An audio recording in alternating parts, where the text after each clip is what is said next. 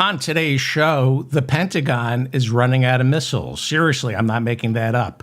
And guess who we're turning to for help? Ukraine. That's what a complete and utter loser Donald Trump is.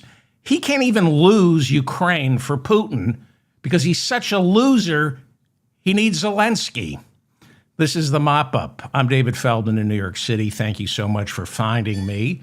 Well, we're wrapping up day 10 of Donald Trump's illegal attack on Iran. Actually, it's day 11 of his illegal attack on Iran. And as always, we begin the coverage with the human toll.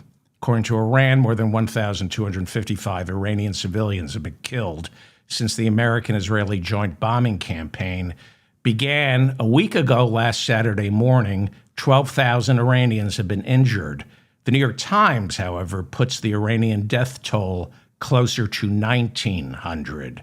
Of those killed, it is estimated that at least 200 are women, and we know that 168 children were killed when what appears to be an American missile hit an elementary school in the southern Iranian town of Manab. Trump is denying it was our missiles.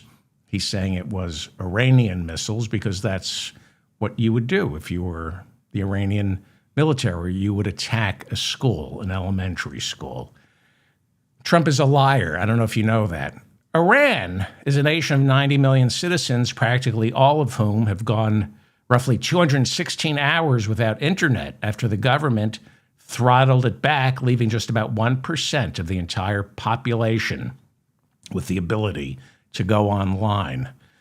What's the blowback from all this? New York Police Commissioner Jessica Tisch saying 3 improvised explosive devices outside the mayor's official residence were planted by terrorists inspired by ISIS. Nobody was injured on Saturday when 2 improvised explosive devices were lit and then tossed into a crowd of protesters outside Gracie Mansion, the official home of New York's first Muslim mayor, Zohran Mamdani.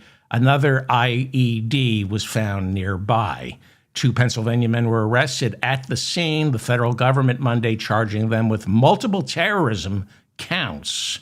One of the men reportedly told police he was inspired by ISIS training videos. What is the blowback from the illegal attack on Iran? Oslo police in Norway saying the explosion outside the U.S. Embassy in that country early Sunday morning could be a possible act of terrorism as they continue to investigate. Nobody was injured. The Pentagon confirming that the 7th U.S. member of our military has died since the attack on Iran began. 26-year-old Army Sergeant Benjamin Pennington from Kentucky, stationed in Saudi Arabia, succumbed to injuries suffered on March 1st when Iranian missiles struck Prince Sultan Air Base in Saudi Arabia, where Sergeant Pennington was stationed. During an interview on Sunday's 60 Minutes, the self-described white Christian nationalist Secretary of Defense Pete Hegseth said the war is only just beginning and Americans should be prepared for more U.S. casualties. But Hegseth's boss, Donald Trump, telling CBS News the next day that the war with Iran, quote, is very complete. During his interview with 60 Minutes on Sunday, Hegseth said the war was going exactly as planned, but added, quote, we're not flying a mission accomplished banner like George W. Bush on an aircraft carrier.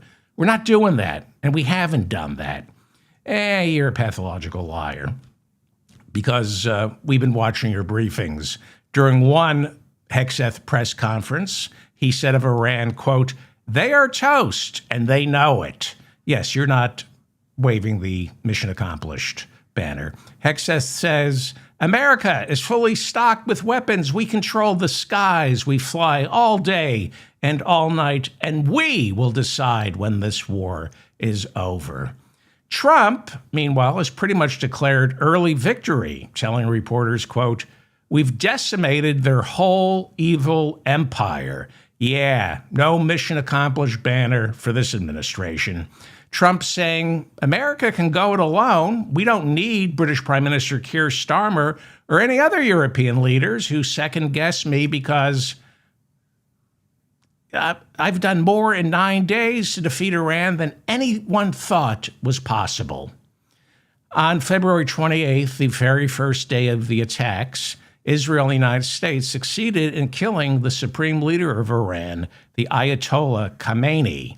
Over the weekend, the Assembly of Elders, made up of 88 Iranian religious leaders, picked Khamenei's successor, and they chose his son, Mojtaba Khamenei, to be only the third supreme leader of Iran since the Shah was toppled in 1979. But Trump signaled to Iran that he wanted to be consulted as to who they would pick as the new Ayatollah. He warned that Mojtaba Khamenei was, quote, a lightweight who wouldn't be able to bring peace and harmony to the region. Israel said of the new leader, we're going to kill him. That's basically what they said. If we don't like him, we're going to kill him. We don't like him, we're going to kill him.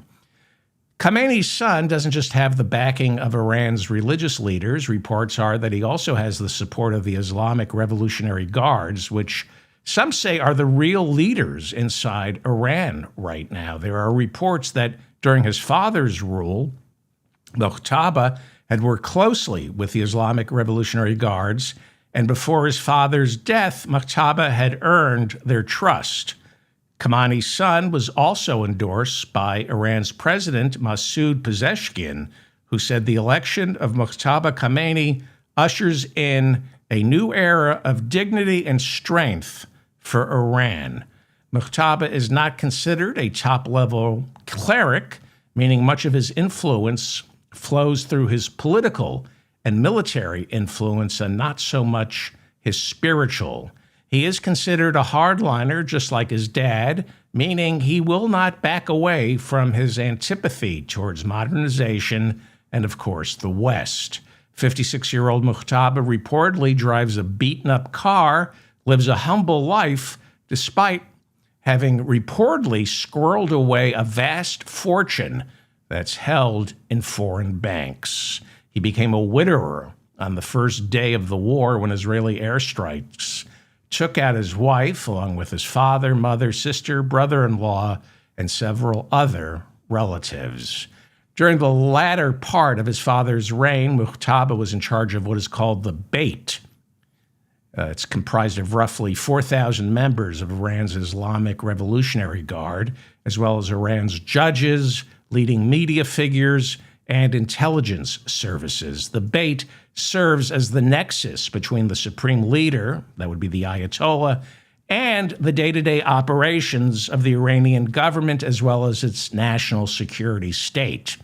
Mojtaba is also reportedly a veteran of Iran's bloody war with Iraq that ran from 1980 until 1988. He also helped orchestrate the deadly crackdown on protests throughout his father's rule. In retrospect, he now seems like the natural and logical pick to succeed his father, although his elevation to supreme leader was never guaranteed until it was announced. On news of the Ayatollah's son rising to power, Donald Trump said he was not happy who the Council of Elders ended up picking. What we're seeing right now is Iran not showing any signs of capitulation. Obviously, this is the biggest threat to the Iranian regime since it toppled the Shah in 1979.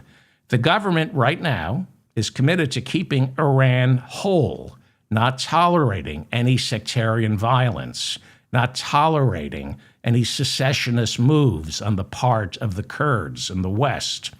And much to the chagrin of the White House, Iran, despite taking a heavy beating and mounting casualties, along with crippling and possibly irreparable hits to its military infrastructure, Iran, standing alone on the world stage with no real co-belligerents, Iran continues to fight on. What we're also not seeing is what Trump called for the second his bombing campaign began on February 28th.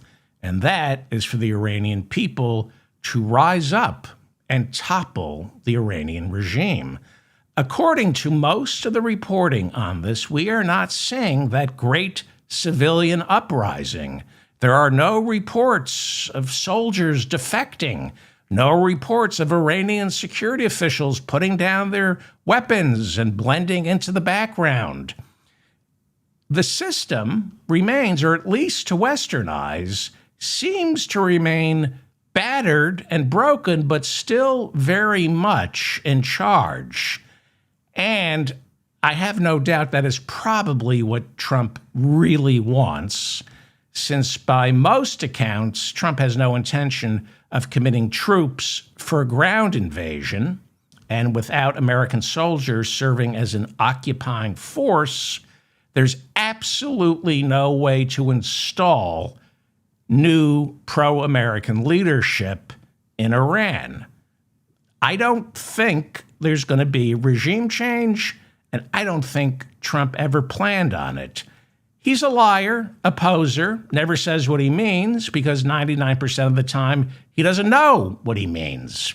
Trump told the New York Post boots on the ground is on the table. He said, quote, "I don't have the yips with respect to boots on the ground. Every president says, quote, there will be no boots on the ground. I don't say it." The yips, that's a golf term. To him, this is just golf. The American people are not going to support a ground invasion.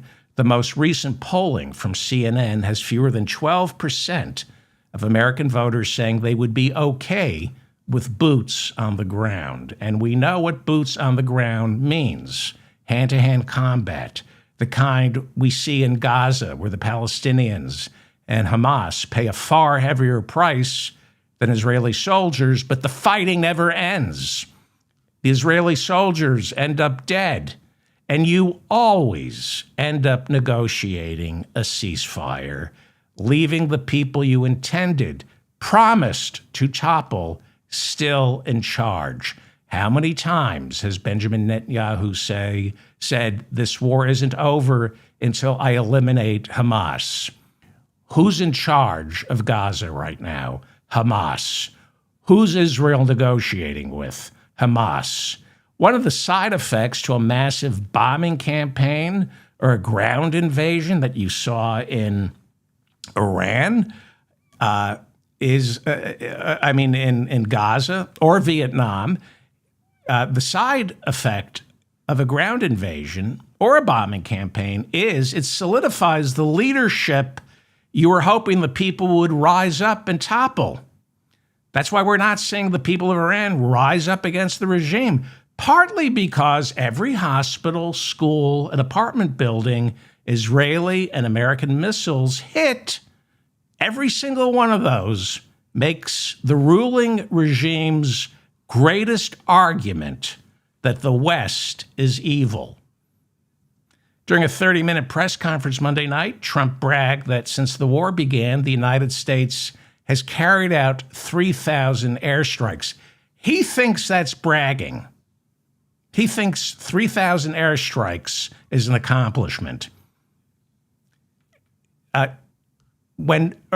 you 3,000 airstrikes and Iran still hasn't surrendered, what are we looking at?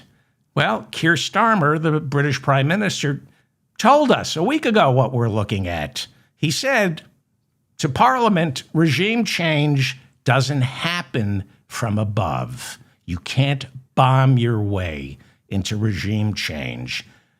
Trump is now saying everything is on the table. Mike Waltz is the American ambassador to the United Nations. He used to be Trump's national security advisor, but was fired after he created an unsecure Signal group chat to monitor last March's bombing campaign in Yemen. Hard to believe it was almost a year ago. Mike Waltz, the UN ambassador, that's his job now, he told reporters that American soldiers should be ready to go into Iran to find weapons of mass destruction. It's like old times. Feels like 2003 all over again. And the smart white men are running things, so you know it's going to go well.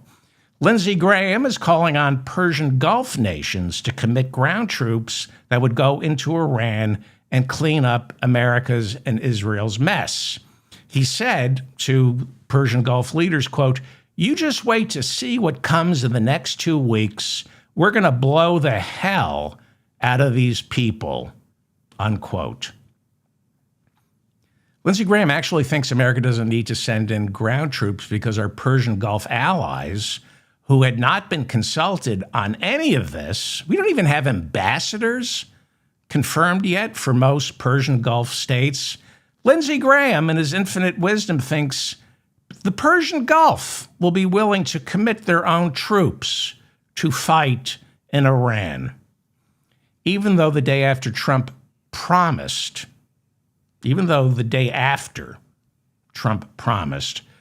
hasn't materialized. He promised a day after, is what he promised. He promised a day after the civilian uprising in Iran. Even though that hasn't materialized, we're not seeing any hints of it. We're not seeing new pro-Western, pro-democratic leaders even trying right now to fight the Iranian regime.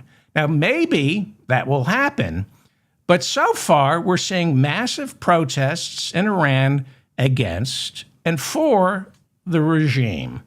So what Persian Gulf nation is going to commit ground troops to assist some fictitious civilian army created by Donald Trump in his own fevered mind that will rise up against the Ayatollah?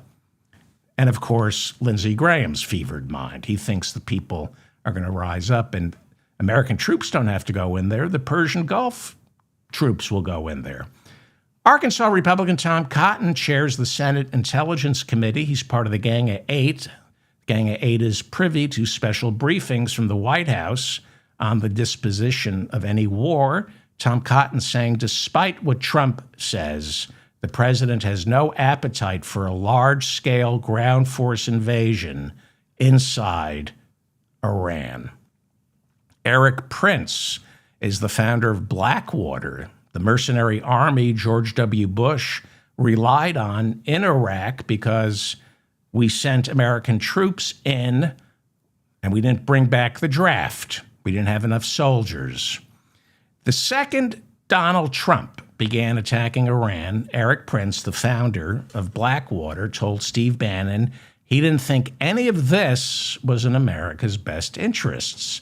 Erik Prince said, quote, "I don't think this was in America's best interest. It's going to uncork a significant can of worms and chaos and destruction in Iran now." Erik Prince, the founder of Blackwater, telling Steve Bannon he was disappointed with Trump for attacking Iran, adding, "It's a betrayal of Trump's commitment to MAGA supporters who he promised no more foreign wars." Prince said bombing Iran, thinking it will spark a regime change, is just wishful thinking. And then he said what Keir Starmer said and what I've been telling you for years. You can't win a war with just bombs. Erik Prince said, conflicts like these are ultimately solved by ground combat, boots on the ground. He said, quote, "I don't think a regime has ever been changed by air power alone," unquote. Slobodan Milosevic, did Clinton's bombing of Serbia topple Slobodan Milosevic? It weakened him. A year later, he was toppled. Can you think of any regime change that happened because of air power? Leave a comment. I can't think of one. Tulsi Gabbard is director of national intelligence. She oversees our country's entire community of spy agencies. You might recall back in June of last year, before Trump and Netanyahu bombed Iran to permanently eliminate Iran's nuclear weapons program, you might remember that the annual intelligence estimate came out saying Iran's nuclear weapons program was terminated in 2000 in Chew. Do you remember that?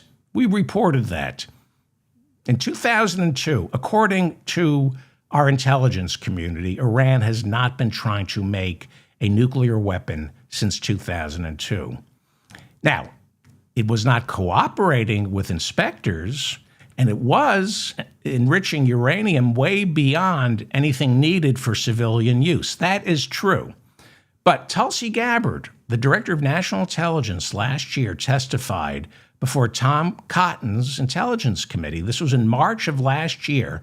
And she said, quote, "The intelligence community continues to assess that Iran is not building a nuclear weapon, and Supreme Leader Khamenei has not authorized the nuclear weapons program that he suspended in 2003, unquote.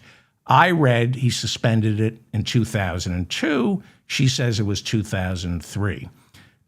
Donald Trump said, I don't care what Tulsi Gabbard says. They're going ahead with a nuclear weapon. And he appointed her. He punished her for telling the truth because he wanted to bomb Iran. He insisted Iran is within weeks of building a bomb, so he had to piggyback onto Benjamin Netanyahu's success back in June and join the bombing campaign and then get to announce we have permanently eliminated Iran's nuclear weapon ambitions. And because it was such a success, now he's permanently eliminating Iran's nuclear weapon program again.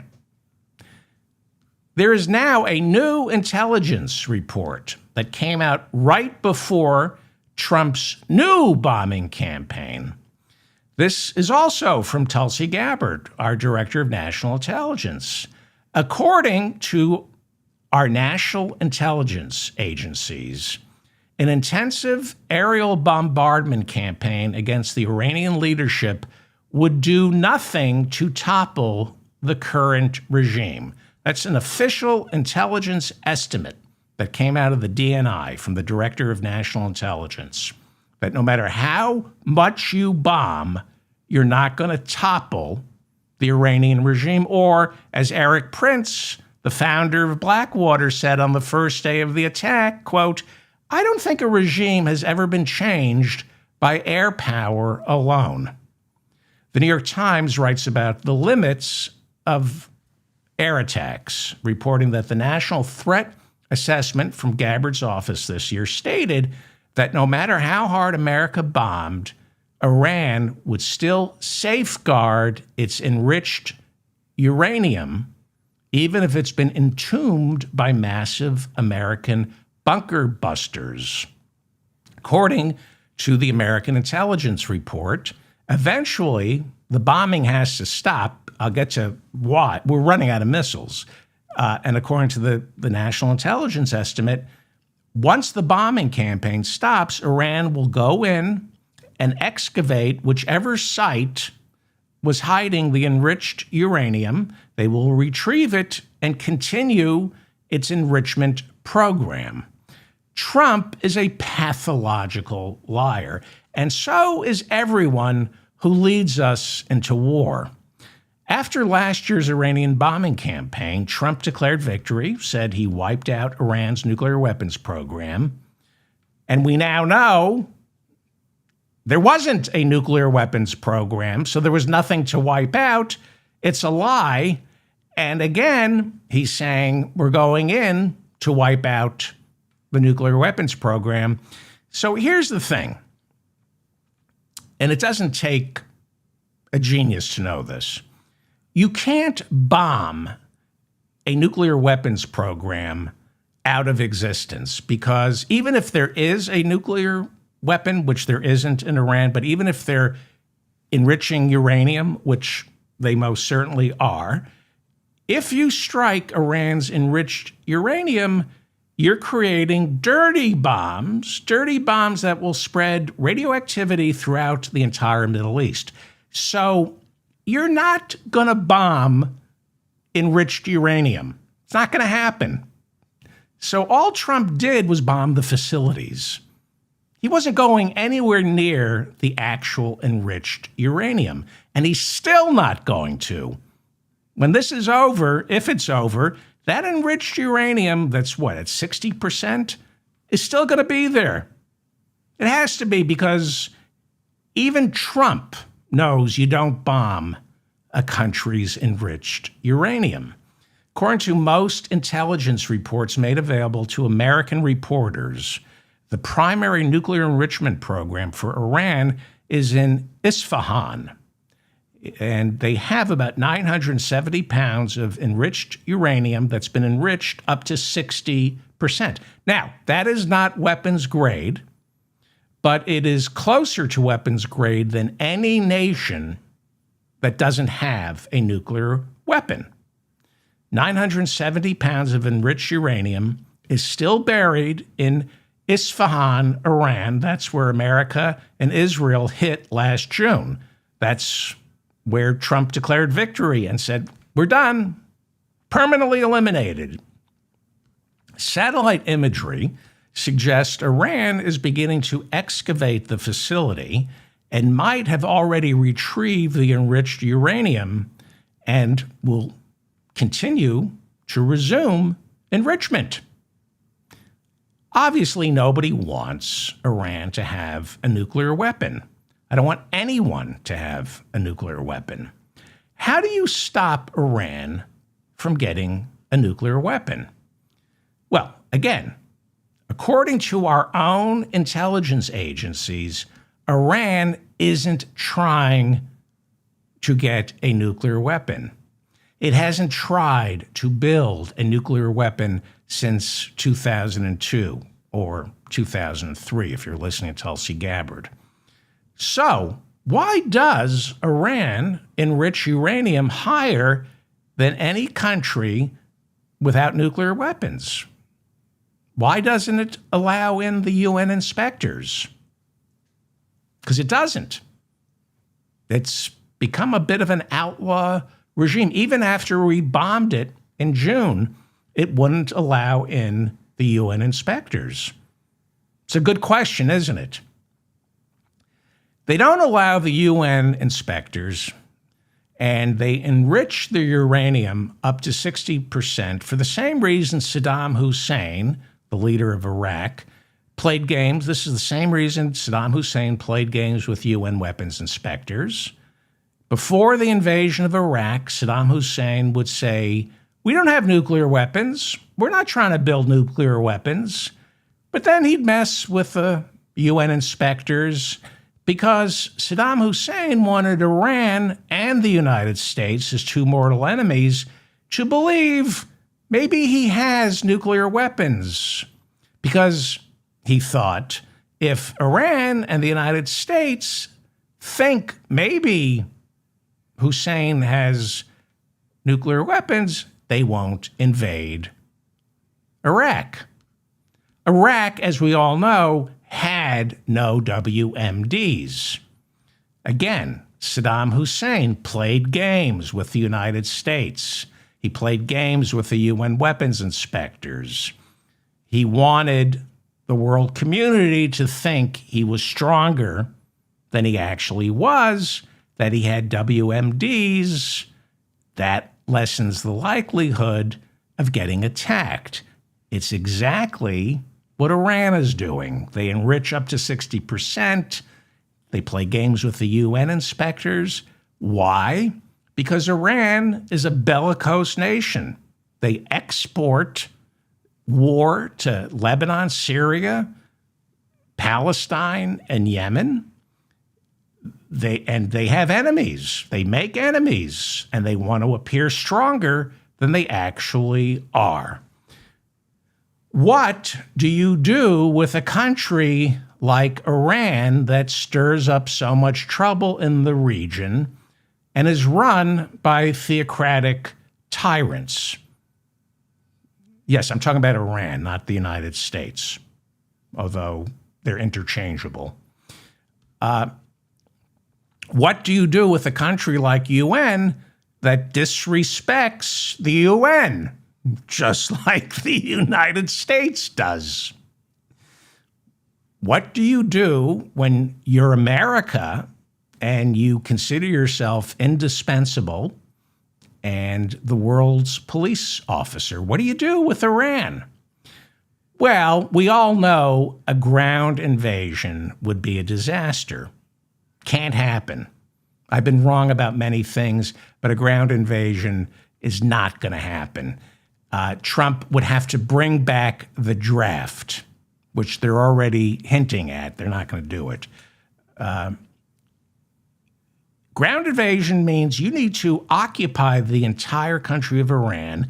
You're going to need about 500,000 soldiers to keep 90 million Iranians in control. You have to install a pro-Western regime that the Iranian people won't detest and rise up against, requiring America to ask for help from our European and Persian Gulf allies, all of whom Trump spat on. Trump is basically doing this alone. So that's what Rumsfeld was told. That's what Bush was told before he went into Iraq. You need hundreds of thousands of troops. Now, we're going to do it on the cheap. And once we topple Saddam Hussein, the appetite for freedom and democracy is so rabid, the Iraqi people will rise up and a democracy will magically appear. So Trump is stupid. He doesn't believe that. He knows that isn't going to happen. He wants a failed state in the Middle East. That's what Israel, Saudi Arabia, and America want. They want failed states in the Middle East. Lebanon, Syria, Yemen, Iraq, Iran. That's the plan. Failed states, sectarian violence, Arab against Arab, Persian against Persian, Kurd against what they want these countries fighting among themselves so they don't fight Israeli, Saudi, or American interests in the region. So the plan is working. That is the plan. That is the plan. But we're pretending, or at least Trump is pretending, well, we want stability in the region. No, you don't. Stability is bad for Saudi Arabia, Israel, and the United States. You don't want stability. You want oil, and you want to drop bombs because that's good for business. Well, we know, okay, so what do you do with Iran if you're a responsible president like Joe Biden or Barack Obama? If, let me say, a somewhat responsible president, what do you do? Well, bombing doesn't work. You know that. Ground invasion won't work, especially since it didn't work in Iraq, especially since the current prime minister of Iraq is an ally of Iran's, and especially because the political will here in the United States isn't there. Economic sanctions don't work because they have never worked. Okay, what do? You do what Obama did, and you make a deal. That's what you do. You do what Europe did and what Obama did. You make a deal with Iran. Or you can do what Trump thinks he's going to do, or is pretending he's thinking of doing. That is, you keep bombing Iran until its leadership modernizes. Again, that's not what Trump's plan is. The ultimate plan, as I said, is to turn Iran into a failed state like Lebanon, Syria, Iraq, and Yemen. You got to remember that Netanyahu, Saudi Arabia, and the United States want Iran to be a failed state rife with sectarian violence in a permanent state of civil war so that the Iranians are fighting each other instead of Israel, Saudi Arabia, and America and their interests in the Persian Gulf and Middle East. Now, there are some who believe in permanent war. They say it's a permanent state of nature, and the United States might as well be the ultimate belligerent. And they believe that you can bomb Iran into obedience.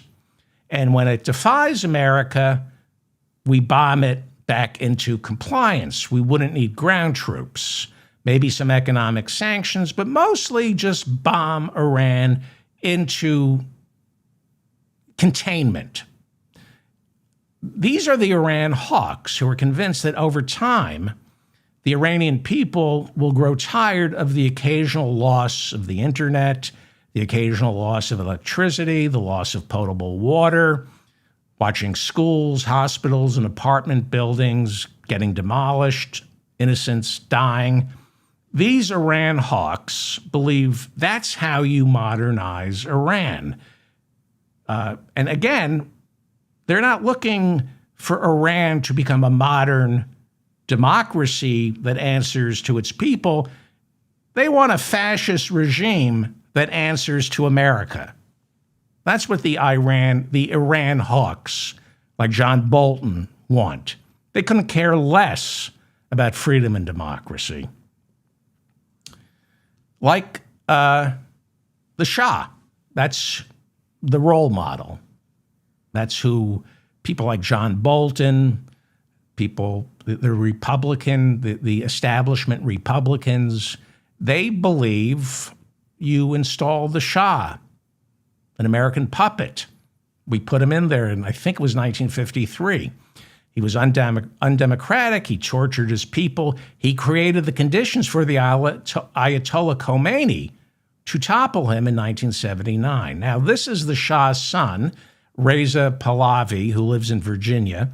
He hasn't been back to Iran since 1978, and he's encouraging the Iranian people to rise up, topple the theocratic regime, and restore his father's peacock throne with the son, Reza Pahlavi, sitting atop it.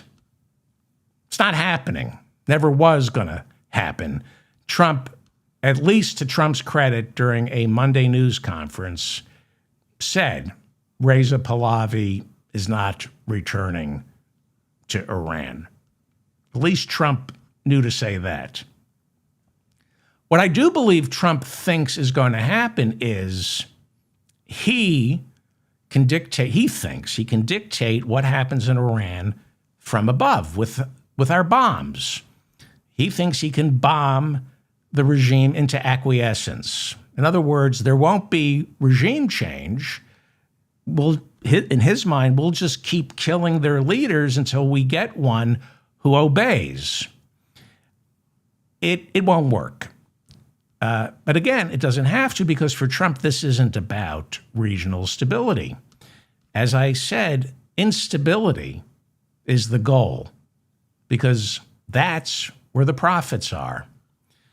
Trump, during his Monday press conference, lied and said American firepower has opened the Strait of Hormuz. The Strait of Hormuz is a strip of sea off the coast of Iran, where 20% of the world's oil must sail in order to reach the global market.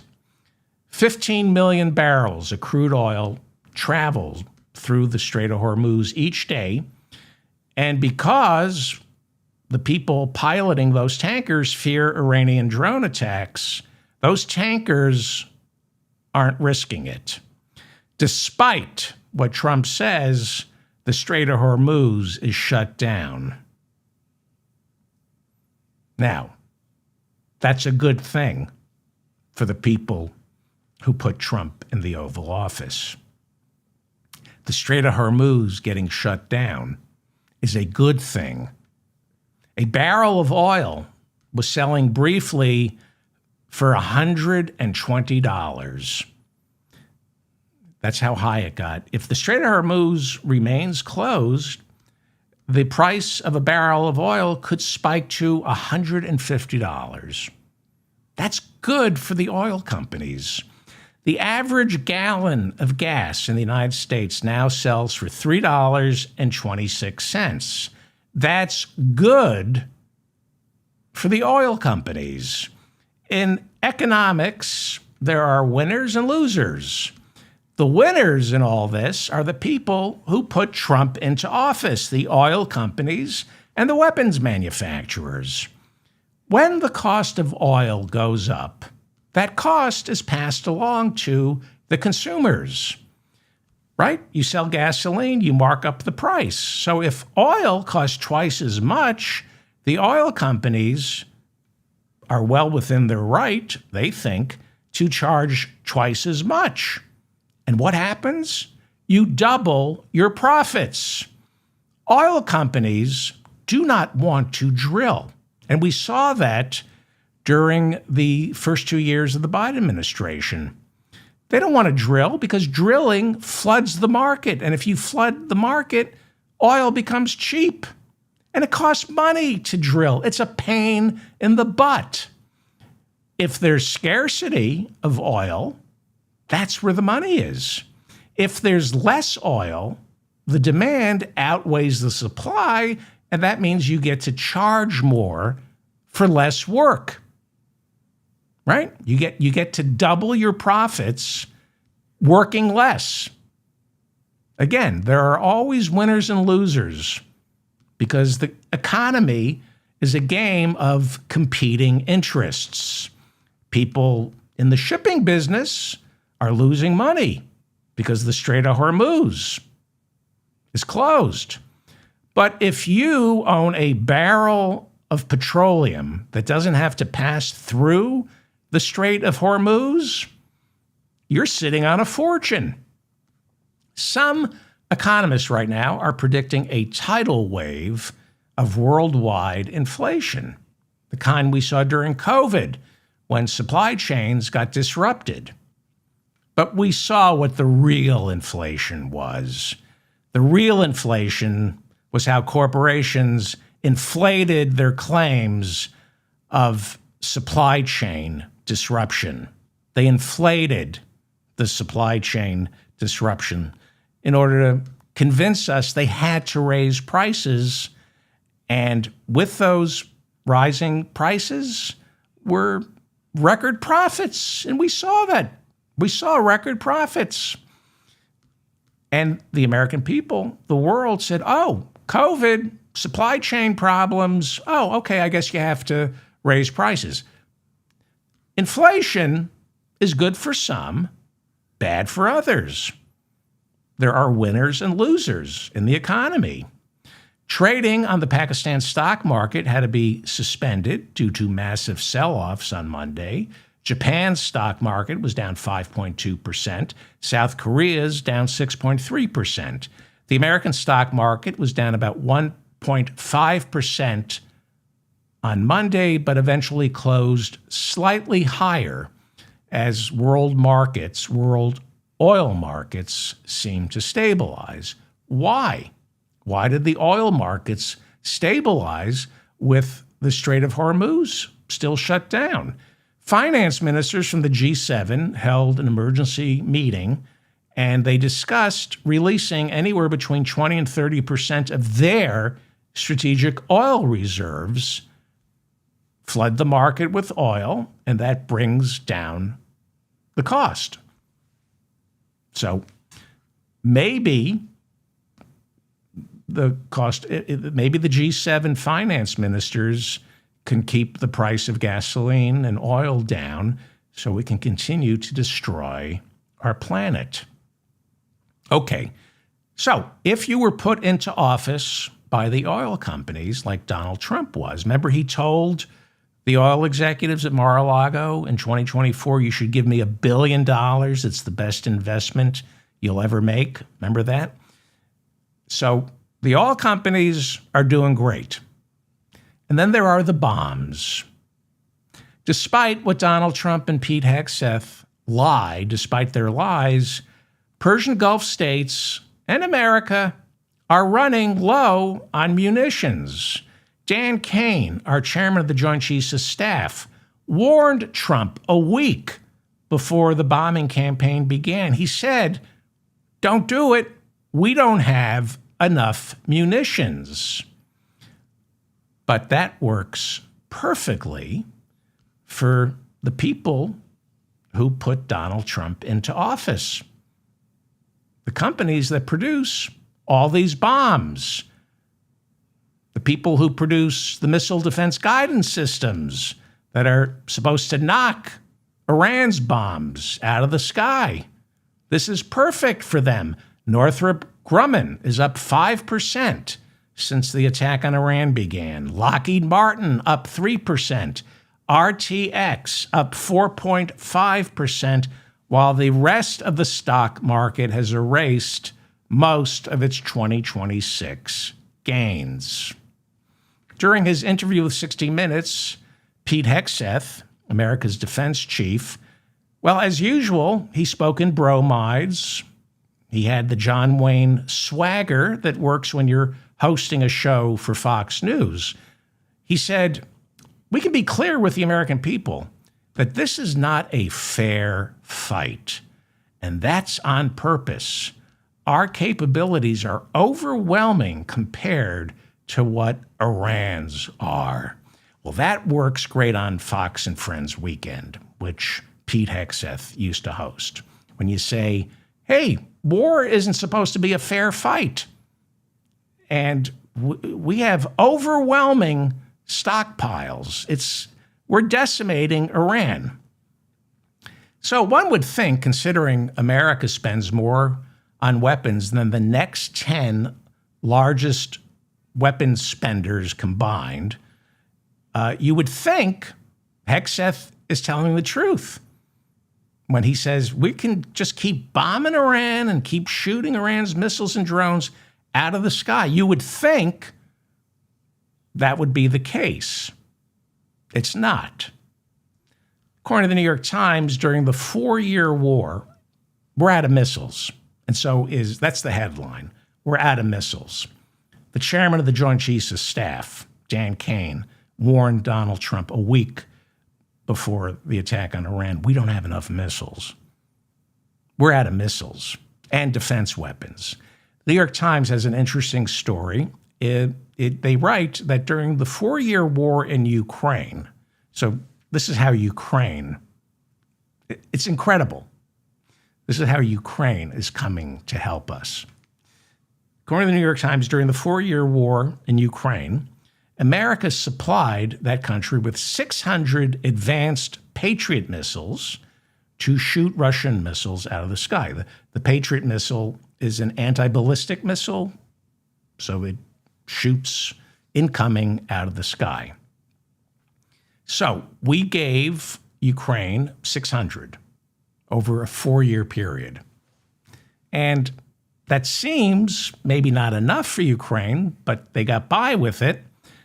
600, that's all we've given Ukraine. After war with Iran started on February 28th of this year, it only took a couple of days for America's Persian Gulf allies to fire 800 Patriot missiles. And now, according to the Washington Post, they're asking for more. 800 in like 6 days. Ukraine, 600 in 4 years. Okay, now some of you might remember the roadside bombs or improvised explosive devices Iraqi insurgents used to do serious damage to American soldiers in Iraq. Our soldiers were fitted with SUVs, transport vehicles that lacked armored plating underneath in the undercarriage. So they were sitting ducks for IEDs. Our military, despite stealth bombers, Tomahawks, aircraft carriers, when we went into Iraq, we had all the bombs and all the stealth fighters. But when we got there, we were powerless against something as simple as a roadside bomb, an IED. And it took years for our defense industry to retool and start sending our soldiers in Iraq transport vehicles with armor-plated undercarriages that could withstand the blast of an IED, an improvised explosive device. They cost nothing to make improvised explosive devices. They cost nothing. A similar thing seems to be happening, unfortunately, with the war on Iran, as that country has begun to engage in what is called asymmetric drone warfare. While Pete Hegseth is bragging that the U.S. has knocked out Iran's ballistic missiles, that Iran has used up all its ballistic missiles, he says there's been an 86% drop in ballistic missiles fired by Iran in the past week. What he neglects to mention is Iran has switched to what are essentially improvised explosive devices in the sky, otherwise known as suicide drones, which cost $20,000 to $50,000 each to produce, but require, right now, a $4 million Patriot missile to knock out of the sky. Got it? It costs Iran anywhere between $20,000 and $50,000 to manufacture a drone, and it costs us $4 million to knock that one drone out of the sky. In terms of spending, Iran possesses right now a 200 to 1 advantage. For every $1 Iran spends to attack the United States, Israel, or a Persian Gulf state, America, or the Persian Gulf, or Israel, has to spend $200 to knock that $1 suicide drone out of the sky. This is asymmetrical warfare. As Pete Hegseth said, war isn't fair. Iran has an economic advantage right now, and they believe they can outlast the United States. On the left is an Iranian suicide drone. This one is high-end. It costs about $50,000. On the right is a Patriot missile, which costs a little under $4 million if you get it at Costco. That's your 200 to 1 asymmetric warfare, and it favors Iran. And I'm not happy about this. I'm not. This is about knocking missiles and drones, or missiles fired by drones, out of the sky. Look at the numbers here. A THAAD interceptor costs anywhere between $10 to $13 million each. A Patriot missile, see that, costs almost $4 million. And your basic interceptor, which is less reliable, it costs about $2 million each. According to the New York Times, an Iranian drone costs, at the most, $50,000. That's with the mahogany interior, multi-zone climate control for the back of the drone and the front, heated seats, all in $50,000. It doesn't cost any more. The average missile to knock that drone out of the sky, $3 million. This is the Iranian Shahed drone. It's made of fiberglass. That's the bare minimum, $20,000 a pop. These are disposable and, of course, unmanned. So what Iran is engaging in throughout the Middle East right now is something called swarm warfare. Swarms of these $20,000 to $50,000 drones. And it's why we've lost 7 soldiers so far. And throughout the Persian Gulf, 20 others have been killed by Iranian drones or missiles fired by drones since February 28th, when the war started. And there's been a change of strategy for Iran. Iran has cut down its attacks on Israel and is now focusing on any country that houses U.S. soldiers. 60% of all Iranian missiles and drones right now are targeting Iraq, Kuwait, Saudi Arabia, Qatar, Bahrain, and the UAE because that's where American soldiers are stationed. 40% are going after Israel. And remember, all you need is one drone, one ballistic missile to sneak through. Again, these anti-ballistic and anti-drone systems that we make here in the United States, they come with a price tag. The missiles cost, on average, $3 million each, and they're depleted. Not only are they depleted, they don't always hit the drone. And when they do hit the drone, people are injured by the shrapnel. American embassies and consulates in the Middle East right now are getting hit by Iranian drones. In Saudi Arabia, 2 Iranian drones hit the American embassy in Riyadh. The U.S. consulate in Dubai got hit by an Iranian drone. The U.S. embassy in Kuwait was struck by Iranian drones. It killed U.S. personnel.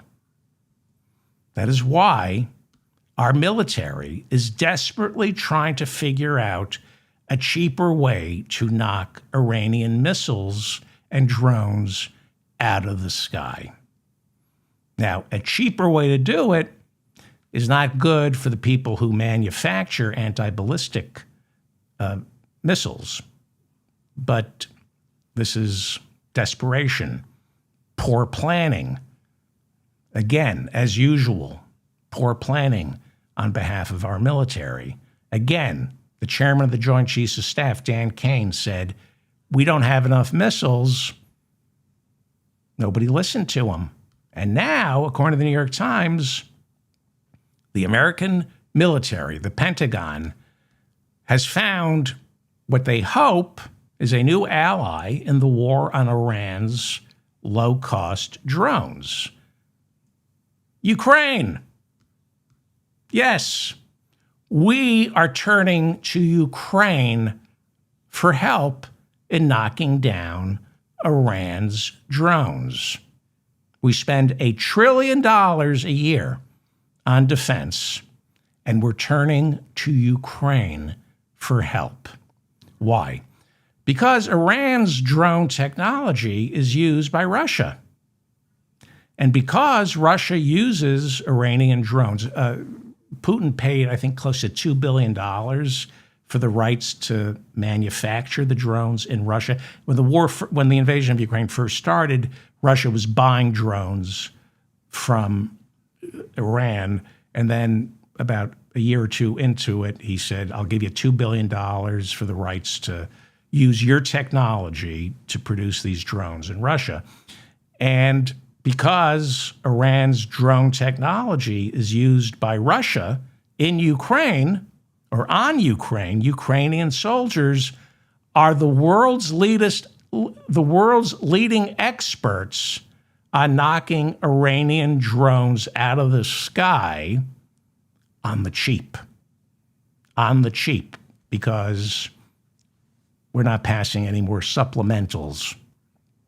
We got a president who's rooting for Putin. So they have to knock Iranian drones out of the sky on the cheap. Last Thursday, Ukraine got a desperate call from our Pentagon saying, we need your help. Can you show us how to shoot Iranian drones down on the cheap? How do you do that without weapons manufacturers making billions? How do we just knock them out of the sky without boosting the stock price for Raytheon? Ukraine's president, Volodymyr Zelensky, who has been treated like crap by Donald Trump and jerked around by Trump, despite that, Volodymyr Zelensky said, "Of course I will help you." And he responded immediately. Ukraine is sending its experts to help the United States and the Persian Gulf states. Ukraine is teaching our allies in the Persian Gulf and the United States soldiers how to shoot drones out of the sky without Raytheon and Lockheed Martin pocketing billions and billions of dollars. How do you do it on the cheap? According to the New York Times, Iran has fired 2,000 suicide drones and 500 ballistic missiles at Israel and its neighboring countries since the war started on February 28th. Okay? Iran fired 2,000 suicide drones. They go one way, and they have explosives attached to them. They're like kamikazes. And they can fire missiles. And they have fired 500 ballistic missiles. The Persian Gulf states, Saudi Arabia, Kuwait, UAE, they burned through more than 800 Patriot missiles in a matter of days. In 2025, America sold a total of 625 Patriot missiles worldwide to militaries. The Persian Gulf burned through more than 800 Patriot missiles in a matter of days. Why would oil-producing states have any clue on conserving? It's not what they do, right? They're wasting these Patriots in the Middle East. If you look at Iran, if you look at Ukraine, according to the New York Times, Russia has sent 5,000 attack drones into Ukraine for the month of February. It's a lot. And Ukraine has knocked 87% of them out of the sky. The other 13% either get through or aren't worth knocking out of the sky because they're going to land in the sea or on farmland. So how is Ukraine doing this with limited Patriot missiles and not too many high-end guidance defense systems like THAAD? The Times says Ukraine, not the United States, Ukraine has revolutionized anti-drone warfare by building their own class of interceptor drones. Ukraine has its own military-industrial complex. They're building their own interceptor drones. They're learning to shoot Iranian drones out of the sky with high-powered machine guns. That's one of them right there. Not as expensive, not as much profit for Raytheon and Lockheed Martin. They have simple, low-tech missiles that are fired by F-16 jets, and they use high-tech signals to jam the frequencies of the drones' guidance systems. So they fly off, they jam the drones, and they self-destruct. If this war in Iran and the Persian Gulf ever comes to an end, Ukraine might find itself on the receiving end of gratitude from Saudi Arabia, Kuwait, Qatar, the UAE, and Bahrain for providing all those countries with low-tech fixes for a low-tech weapon like a suicide drone. But Donald Trump, he's still going to be in Putin's pocket. I'm going to leave you with this quote from Tennessee Republican Congressman Andy Ogles, quote, "Muslims don't belong in American society. Pluralism is a lie." That is what a United States member of Congress put out March 9th, 2026, 9:40 a.m., Muslims don't belong in American society. Pluralism is a lie. For some, this war is about something else. It's about something else. I'm David Feldman, reminding you to stay strong and protect the weak. Thank you for listening. Please share this episode with people who need to hear it. Please like it so I remain in your feed. Hit the notification bell so you know when I have a new show. I'm going to try to do one tomorrow. If I made any mistakes, leave a comment. I issue corrections all the time. And I said Ron Paul instead of Rand Paul on the last show. It was Rand Paul, the senator from Kentucky, who introduced the war resolution bill that got rejected last week. Ron Paul is his father, who's a doctor and was a congressman from Texas. Sometimes I confuse the two. So somebody corrected me. Thank you for that. If I made any mistakes, let me know. Leave a comment. Let me know what you're thinking. Thank you to Bob and Mila in the chat room. And thank you for listening.